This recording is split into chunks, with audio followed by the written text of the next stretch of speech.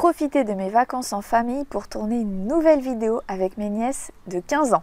J'ai réfléchi à trouver un sujet intéressant et c'est pour cela que je te propose aujourd'hui une vidéo sur l'addiction au téléphone portable et aux réseaux sociaux chez les ados. Les ados sont-ils plus accros que les adultes au téléphone portable? À quoi leur sert leur téléphone? Comment utilisent-ils les réseaux sociaux? Le téléphone représente-t-il un danger pour les jeunes? En tant que parent, comment peut-on aider les adolescents à bien utiliser les technologies et à mieux se protéger des éventuels dangers d'Internet? Dans cette vidéo, je vais réaliser une petite interview de mes nièces afin d'en savoir un petit peu plus sur leur utilisation du téléphone portable et ensuite je vais leur proposer une expérience.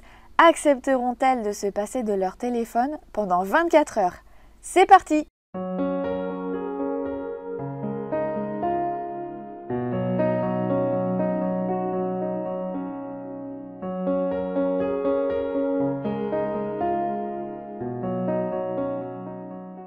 Alors Méline, je voulais profiter de mes vacances ici pour te poser des questions sur l'utilisation que tu as de ton téléphone et ensuite te proposer une expérience. Donc on verra si tu acceptes. Ok. Si tu veux bien déjà répondre à mes questions. Oui. Déjà, quel âge as-tu? 15 ans. 15 ans. Donc là, tu es au lycée. Oui. Tu passes en Première. première. Ok. Est-ce que tu te souviens à quel âge tu as eu ton premier téléphone? Vers 10 ans. Vers 10 ans. Ouais. Et à l'époque, tu t'en servais... C'était quoi comme téléphone? C'était un Nokia avec des touches, le vieux téléphone quoi. En noir et blanc, un truc Ouais, tout noir. qui te servait juste pour appeler en fait? Pour appeler, envoyer des messages à mes parents, c'est tout. Ok. Et du coup, est-ce que tu te souviens à peu près quand tu as eu ton premier téléphone où là tu avais accès à plus de choses, notamment Internet, les réseaux? Vers 11-12 ans du coup. 11-12 ans? Ouais. Et du coup, je voulais savoir si tu utilisais les réseaux. Oui, beaucoup. Tous les jours. Tu utilises quel type de réseau social? Instagram, Snapchat, TikTok, les principaux. Pas Facebook. Non, Twitter par contre, mais pas Facebook. Twitter, tu utilises Twitter. Twitter, tu l'utilises pourquoi principalement? Pour suivre les stars, juste. Et regarder le fil d'actualité des stars et puis c'est tout. Et tu réagis des fois aux émissions de télé, tu sais, où il y a le hashtag Non. Non. Du coup, tu utilises TikTok. Qu'est-ce que tu fais sur TikTok, par exemple? Je suis principalement abonnée pareil à des stars, à mes amis, je regarde leurs vidéos. Tu crées des TikTok, toi? Que en privé, je vais pas les poster. Ouais. Et voilà. Et Insta, du coup, qu'est-ce que tu fais sur Insta, par exemple? Le plus souvent, je suis mes amis, je parle le plus avec eux sur Instagram. Et ma famille aussi. Et c'est tout. Tu communiques plutôt en privé? Oui. Tu n'utilises pas trop Instagram pour poster des photos ou Non, ça des m'arrive de stories? mettre des stories à peu près 1 ou 2 fois par jour. Je publie parfois une fois par an. Et principalement aujourd'hui, tu penses que tu utilises ton téléphone plus pour être sur les réseaux ou plus pour appeler ou communiquer simplement Plus pour être sur les réseaux. À part les réseaux sociaux et Internet, est-ce que tu utilises des applications sur ton téléphone? Oui, des applications pour jouer, pour écouter de la musique. Tu joues à quoi par exemple? Subway Surfer. Attends, j'ai un autre jeu, je sais plus le nom. Et Among Us aussi, c'est des jeux un peu qui sont sortis durant mon année de naissance quoi. Ouais, un peu vieux. Oui, enfin Among Us récent, Subway Surfer un peu vieux, que ça nous a suivis en fait toute notre enfance. Ok. Et du coup, tu me disais regarder des séries? Ouais, les séries, donc j'ai les applications principales, hein, Netflix, Disney+, aussi j'ai MyTF1. Ouais. Pour écouter la musique, YouTube. Ah ouais, YouTube. J'avais oublié YouTube qui peut représenter beaucoup de temps de perdu dans une journée. Tout ce temps-là, il est quand même assez important au quotidien, plus qu'Instagram. Oui, voilà, c'est le temps que je passe le plus sur mon téléphone, c'est sur YouTube et Netflix. Parce que j'oubliais effectivement que dès qu'on a des applications comme ça, comme YouTube ou Netflix, on peut vite passer 1-2 heures dessus. Oui.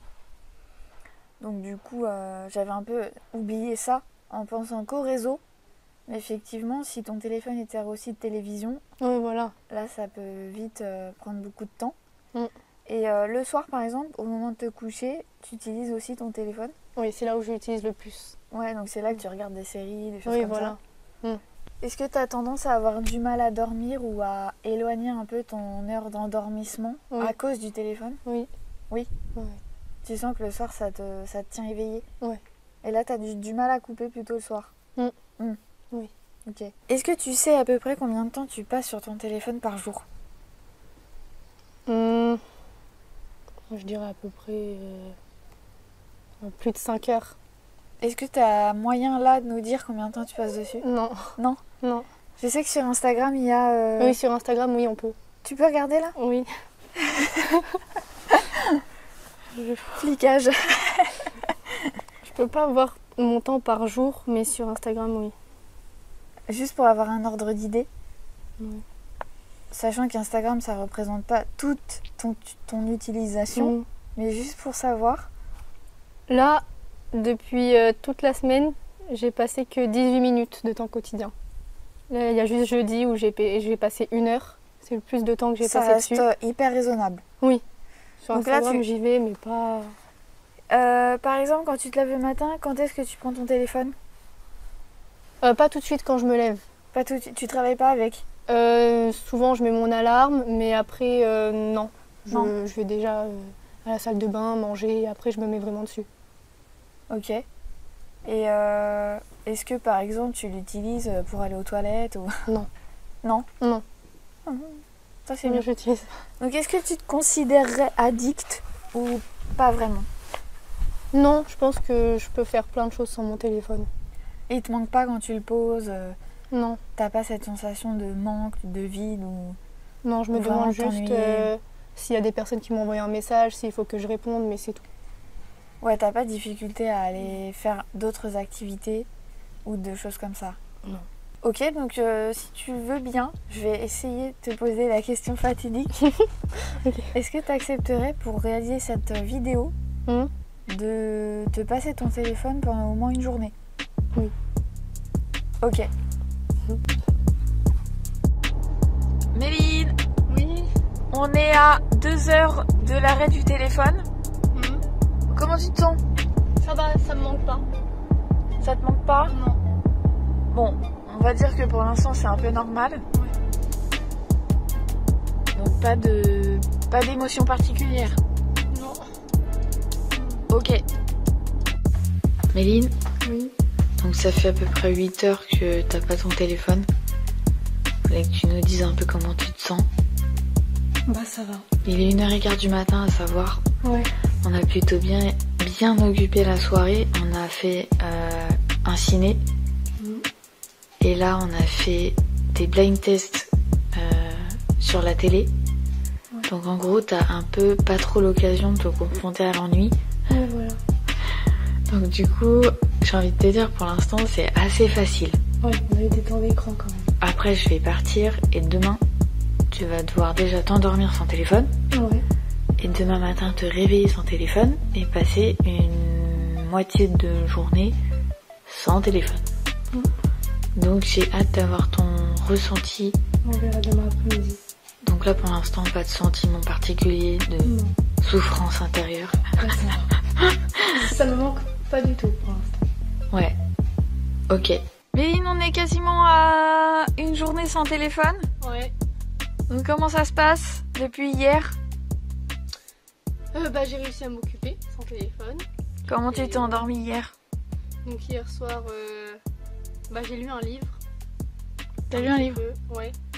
J'ai lu un livre. Ça m'a fatiguée vite fait et je me suis endormie. Ce matin, je me suis réveillée sur le téléphone. J'ai fait des trucs pour pas m'ennuyer.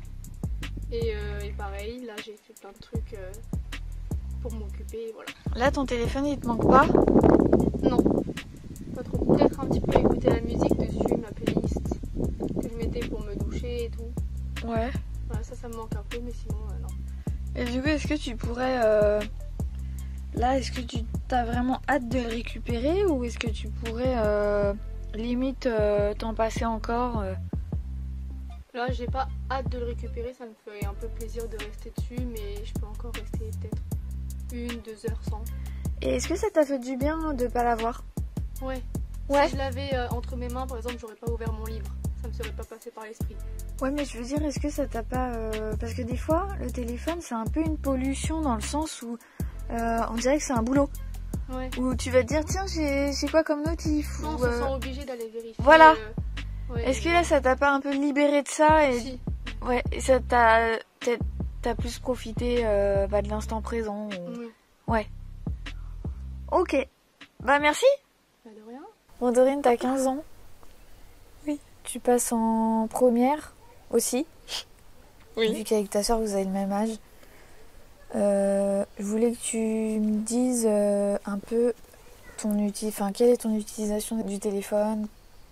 Enfin, je vais te poser quelques questions pour qu'on puisse avoir un petit peu une comparaison avec ta sœur, qu'on voit un peu comment vous utilisez les téléphones à votre âge. Est-ce que tu te souviens à peu près à quel âge tu as eu ton premier portable? 10 ans.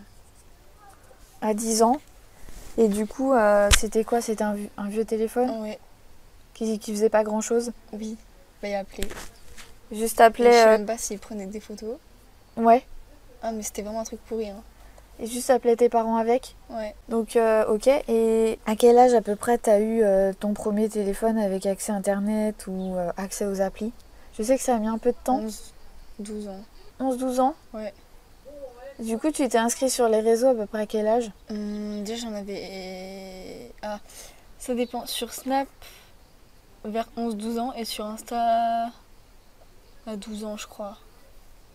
Donc, tu Ouais, un peu utilises plus tard. Snap, Insta, quoi d'autre? TikTok. T'es sur YouTube un peu? Qu'est-ce que tu fais sur YouTube par exemple? Je regarde des vidéos. Ta tante? Oui. TikTok aussi, tu regardes pas mal de vidéos? Ouais. Mais qu'est-ce qui est intéressant dans TikTok en fait? Parce que moi je me pose la question. J'ai jamais voulu m'inscrire dessus parce que je vois pas l'intérêt. À quoi ça sert en fait? Il y a des vidéos des jeunes de notre âge, déjà. Et ça montre parfois des actualités, de ce qui se passe en ce moment et tout. On voit des gens connus et on s'ennuie. Enfin, genre quand on s'ennuie, on va sur TikTok. Ouais, c'est un peu le truc addictif. C'est-à-dire, t'as un fil et tu peux remonter comme ça et ça passe d'une vidéo à l'autre, c'est ça? Ouais, donc en gros, tu peux être un peu comme un robot à passer d'une vidéo à l'autre pendant des heures, quoi, c'est ça? C'est un peu le même principe que YouTube, mais YouTube, c'est un peu coupé entre chaque vidéo. On peut vraiment se dire, où est-ce que je mets play ou pas? Alors que là, on te laisse pas le choix. En gros, ça glisse, c'est ça? Ouais, là, sur YouTube, il y a des vidéos super longues, genre jusqu'à 5 minutes. Et sur TikTok, c'est des vidéos de 30 secondes, maximum 3 minutes. Du coup, ça passe vite. Et sur Instagram, tu regardes les stories, tu postes des photos? Oui. Et tu discutes aussi? Et qu'est-ce que tu utilises le plus en fait? Instagram. Instagram? Pourquoi? Qu'est-ce que tu aimes bien dans Instagram plutôt que d'autres réseaux ou d'autres applis? Parce que je vois des publications de mes amis, des gens connus, et que je parle à mes amis. Ouais, t'aimes bien le format quoi. Ok. Et on peut parler avec des gens connus aussi. Enfin, on peut envoyer un message à qui on veut. Et ils te répondent? Ouais. J'ai démarré à faire, il m'a répondu. Même des youtubeurs et des tiktokers aussi m'ont répondu. Et du coup, t'es contente quand ça t'arrive? Ouais. Et par exemple, quelle est ton utilisation quotidienne du téléphone? Tu penses que tu utilises beaucoup? Combien de temps? T'as une estimation à peu près de temps d'utilisation? Entre 5 et 10 heures. Entre 5 et 10 heures? Si je m'ennuie ou pas? Entre 5 et 10 heures par jour? Je sais pas. Parce qu'il y a le temps par semaine aussi. Ah ouais, tiens, dis-nous le temps par semaine, si tu l'as. Là, on est quel jour? On est samedi. Là, depuis lundi, est-ce que tu as le chiffre de la semaine? Là, il y a marqué moyenne quotidienne 9h35. Moyenne quotidienne 9h35. Ouais. Donc 9h35 d'utilisation. Tu trouves que c'est... ça t'évoque quoi en fait? Quand tu vois ça, tu te dis, ouais, c'est normal. Bah, c'est pas trop gros, mais c'est pas du tout bas. C'est pas très bas, mais c'est pas très gros. Ouais. Enfin, Qu'est-ce que tu considérais comme temps excessif? 15. 15 heures? Enfin, déjà plus de 10 heures, c'est trop haut. C'est trop? Oui. Ouais, mais ta moyenne, c'est 9 heures. Oui. T'es pas loin. La semaine dernière, 12 heures. En moyenne quotidienne? 12 heures? Ok. Et la semaine d'avant, 13 heures. Ah ouais, Et donc la t'as fait 13, 12, 9. Qu'est-ce qui explique les différences à ton avis? L'ennui. Enfin, Des fois, t'es plus occupé que d'autres jours Ouais. et du coup, qu'est-ce qui fait que tu vas sortir ton téléphone? Qu'est-ce qui va t'intéresser plus que ça? je sais pas. Moi aussi, des fois, je le sors pour prendre des vidéos et tout. Mais j'appelle ma meilleure amie très longtemps aussi. Ça compte dans le calcul? Ouais. Le temps d'appel? Oui, parce que là, il y a 16 heures. Et je passe vraiment énormément de temps au téléphone avec elle parce qu'elle est en Afrique. Mais du coup, par exemple, cette semaine, t'as utilisé moins ton téléphone. Ouais. Comment ça se fait? T'as fait quoi cette semaine qui a changé? Tu t'es moins ennuyé? Ouais. Et j'avais plus de trucs à faire. T'avais plus de choses à faire? Ouais. T'as vu du monde? Oui. Donc c'est ce qui va te sortir ton téléphone, c'est plus d'aller voir tes amis directement en fait. Ou de faire des sorties. Ouais. Mais quand tu vas être tendance à rester chez toi, Je vais le prendre. tu vas le prendre. Mm. Et le matin, tu l'utilises pour te réveiller Un peu après. un peu après. Et le soir, pour t'endormir, tu Ouais. l'utilises Tu l'utilises vraiment pour t'endormir avec des applis ou t'arrives à t'endormir, tu te dis bon maintenant je dors et je le pose? Ou tu t'endors avec? Je m'endors avec. Tu t'endors avec, mais qu'est-ce C'est que... des Parce que applications. tu regardes des séries ou que tu utilises Je d'autres... regarde des vidéos qui m'endorment. Des vidéos qui t'endorment? Ouais. T'arrives à t'endormir sans maintenant? Non. Là, si je te dis Dorine, là ce soir, essaie de t'endormir sans ton tel, t'y arrives? Tu sais pas? Non, en fait, je vais fermer mes yeux. Je sais que je suis fatiguée, je vais fermer mes yeux et genre 10 minutes plus tard, je serai toujours pas en train de dormir. Mais pourquoi? Parce il que faut tu qu'il y ait un te dis truc qui me fatigue les yeux pour que je m'endorme. Ouais, mais le téléphone, ça a tendance plutôt à les réveiller. Ça m'endort. Parce que la lumière, ça a tendance à empêcher de dormir, justement. Ça m'endort. Toi, ça t'endort? Ouais. C'est fou, ça. Parce que moi, des fois, souvent, j'ai mon téléphone avant de dormir et c'est vrai que je le passe en mode sombre. Ouais, moi aussi. Parce que sinon, la lumière bleue, ce qu'on appelle des écrans, ça a tendance à m'empêcher d'avoir la molécule de l'endormissement. Et je le sens en fait, je me dis tiens là, j'ai pas tout de suite envie de dormir, je vais plutôt prendre un truc où il n'y a pas de lumière bleue. Mais ça, toi c'est l'inverse, toi. Non, mais moi je baisse ma luminosité à fond Ouais. et ça m'aide à me dormir. Ou sinon, des fois, t'as des réglages où ça passe en lumière jaune. Ouais. Ouais, t'as ça? Ça, je l'ai, mais je le mets pas. Parce Ok. que ça me fait mal aux yeux. Et du coup, là, si je te dis, est-ce que tu accepterais pendant une journée, de couper ton téléphone et de ne pas l'utiliser? Est-ce que tu accepterais? Pour ma vidéo. Parce que si tu dis non, bah tu foires ma vidéo, donc t'es obligé de dire oui.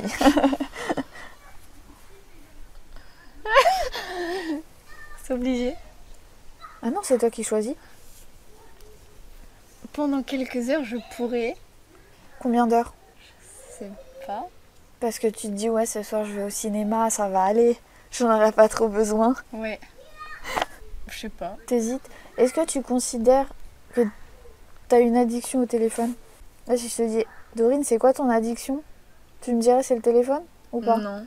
Non, tu te considères pas addict? Ouais, mais si je te dis là, si tu peux t'en passer une journée, tu me dis non. Parce que... Parce que j'ai pas envie de m'ennuyer, j'aime pas m'ennuyer. T'aimes pas t'ennuyer? Non. En fait, le principe de l'addiction, c'est de trouver quelque chose, ça peut être n'importe quoi, pour aller combler un vide. Et en fait, quand tu me dis l'ennui, ça déclenche une émotion. Et là, c'est pour aller masquer ça. Donc en gros, c'est un peu une difficulté à s'ennuyer. Ouais. Après, si un jour tu te dis je vais me confronter à l'ennui et que tu te rends compte que tu le vis bien, bah t'auras peut-être moins de mal à te détacher du téléphone. J'avais déjà testé de pas rester sur mon téléphone, sauf que je m'ennuyais trop. Et qu'est-ce que ça te faisait? C'était insupportable? Oui, Ouais, mais tu pouvais faire autre C'est mon chose. caractère à moi, genre j'aime pas m'ennuyer. Oui, mais par exemple, ça permet, l'ennui, ça permet de trouver autre chose à faire. C'est-à-dire que tu peux te dire, bah là, je vais faire un gâteau, ou là, je vais aller à tel endroit, plutôt que de prendre l'hôtel, tu vois. Alors que si tu as le téléphone tout le temps, t'as jamais d'ennui. Du coup, finalement, tu fais jamais autre chose que ça. Donc là, tu me dis non ou tu me dis oui.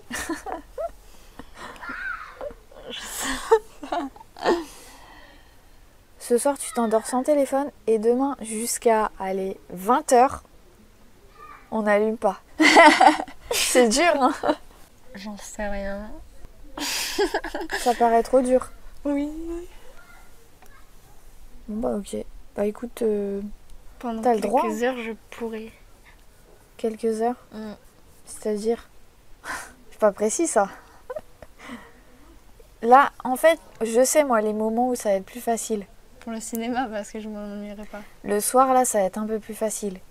Si par exemple, je te dis demain matin, tu l'allumes pas jusqu'à 15h, ça va être plus dur. Oui. Parce que demain, on n'a rien de prévu. Ouais. Et c'est là que c'est intéressant. Là, si tu me dis, Tata, ce soir, je peux m'en passer, je vais te dire, ouais, mais je sais. Parce que moi aussi, je vais m'en passer.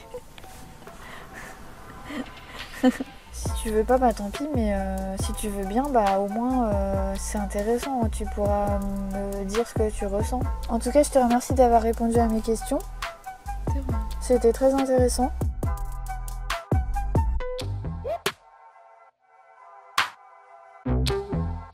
Après avoir réalisé ces séquences, je me suis dit qu'il pouvait y avoir deux catégories d'adolescents. Ceux qui arrivent facilement à se passer de leur téléphone portable parce que tout simplement ça les intéresse moins ou ils ont autre chose à faire de plus intéressant. Et ceux qui développent une réelle attache au téléphone parce qu'ils ont pris des habitudes. Par exemple communiquer avec leurs amis, regarder des vidéos ou suivre des stars sur les réseaux. Et finalement, que l'on soit adolescent ou bien adulte, l'addiction au téléphone est exactement la même. À force d'utilisation et d'habitude, le téléphone portable prend une grande place dans nos vies et c'est souvent lui qui nous permet de masquer certaines émotions désagréables que l'on ne veut pas ressentir. Alors comment aider un adolescent qui devient un petit peu trop attaché à son téléphone? Eh bien, je pense que déjà il ne faut pas interdire complètement d'utiliser un téléphone portable tout simplement parce qu'un adolescent est un jeune adulte et qu'en tant que préadulte, il est amené effectivement à utiliser son téléphone portable comme un adulte et donc il ne faut pas interdire complètement d'utiliser un téléphone parce que de nos jours, le téléphone portable fait partie de nos vies. Il nous aide à faire des choses, il y a des applications qui sont utiles, le téléphone permet aussi de communiquer, c'est un lien social et effectivement avec la période du coronavirus, pour les adolescents, le téléphone portable a permis de garder un lien avec les amis et ça a été un lien très important pour ne pas peut-être déprimer ou mieux vivre cette période particulière où les adolescents n'ont plus été en cours. Et du coup, c'est vraiment un outil qui, pour un adolescent d'aujourd'hui, est quand même important. Mais j'ai pu observer qu'il existe un fossé entre les adolescents et les parents. Souvent, beaucoup de parents manquent de connaissances et de compétences en matière de réseaux sociaux et de technologie, ce qui fait que les adolescents ont souvent plus de facilité à utiliser les téléphones et à comprendre leur fonctionnement que leurs parents. Ce qui fait que finalement, ils ne sont pas protégés par leurs parents des éventuels dangers d'Internet. Et c'est bien ça le problème. Quand un adolescent s'inscrit sur un réseau social, il fait des choses, il ne mesure pas forcément la portée et ses parents non plus parce que ses parents n'ont pas les connaissances et les compétences nécessaires pour informer l'adolescent sur les éventuels dangers qui existent sur le web. Donc je pense qu'en tant que parent, la première chose à faire, c'est de se former aux réseaux sociaux, de savoir comment ça fonctionne, quelles sont les choses à mettre en place pour se protéger. Par exemple, sur des réseaux sociaux comme Facebook, on peut créer des groupes privés et qui ne sont pas visibles de toutes les personnes qui naviguent sur Internet. Il y a différents moyens pour protéger ces contenus que l'on diffuse sur le web, mais ce n'est jamais infaillible. Il faut savoir que lorsqu'on met une photo sur les réseaux sociaux, cette photo, il faut considérer qu'elle est à la portée de tous. Il y a différentes techniques pour récupérer les photos. Même sur Instagram, on a l'impression que les contenus sont protégés, qu'ils ne peuvent pas être récupérés, mais c'est faux. On peut faire des manipulations très simples pour récupérer des photos grâce à des raccourcis et du coup l'adolescent ou l'adulte ne sait pas forcément cela. Donc la première chose en tant que parent, comme je l'ai dit, c'est de se former et de s'informer sur l'utilisation des réseaux sociaux et des technologies. Ensuite, on peut utiliser et mettre en place les filtres parentaux qui vont permettre d'interdire l'accès à certaines applications ou à certains contenus qui peuvent être considérés comme dangereux ou inappropriés pour les ados. Je pense notamment à la pornographie qui est en libre accès sur de nombreux sites internet et qui normalement doit être protégée, je pense, pour un adolescent.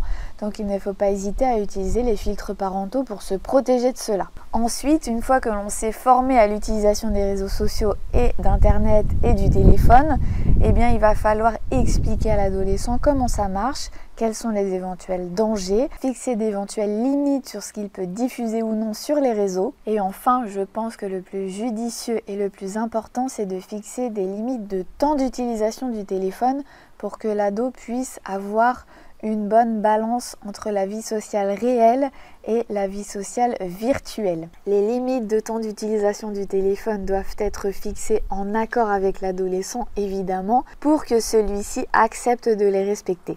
Et enfin, après avoir mis en place ces quelques bonnes pratiques, je pense qu'il faut apprendre à faire confiance aux adolescents. Une fois, on va dire, que les choses sont expliquées, que les limites sont posées, il faut apprendre à faire confiance parce que les adolescents ont évidemment besoin qu'on leur fasse confiance et ils ont besoin de faire leurs propres expériences. En tant que parent, je pense que tant que l'adolescent ne développe pas de signes particuliers qui peuvent inquiéter comme un isolement très important, des signes de mal-être ou encore un décrochage scolaire, il n'y a pas de raison de s'inquiéter sur l'utilisation du téléphone et des réseaux sociaux. Malheureusement, dans de nombreux cas, c'est souvent après qu'il se soit passé une mauvaise aventure sur Internet ou sur les réseaux que les parents s'alarment. Mais c'est bien avant qu'il faut agir pour que l'adolescent puisse savoir où il met les pieds, avec quels outils il va communiquer. Et c'est pour cela qu'il faut vraiment savoir utiliser ces outils-là en tant que parent pour protéger son enfant. Voilà, j'espère que cette vidéo t'a plu. En tout cas, moi j'ai pris un réel plaisir à la tourner avec mes nièces. N'hésite pas à t'abonner à ma chaîne si ce n'est pas déjà fait et à cliquer sur la cloche de notification. Et bien sûr, je te retrouve très bientôt sur Marge au coton. Et à bien se protéger. Est-ce que tu utilises ton téléphone pour faire autre chose, des applis? Non, pardon. J'étais devenue sérieuse là. J'arrive plus. Attends.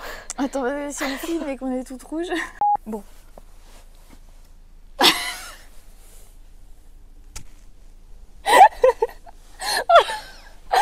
Alors. Est-ce que tu...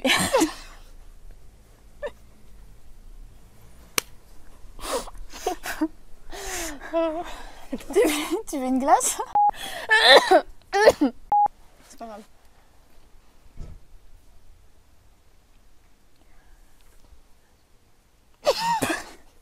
C'est quoi ça? C'est papy ou papa qui a monté le son pour regarder le match. Eh oh! On fait une vidéo là. Je recommence du coup. Et d'habitude, le téléphone prend une... Putain, mais c'est pas vrai. On peut faire des manipulations... Putain. Les limites doivent être... Les limites doivent être évidemment... Les limites...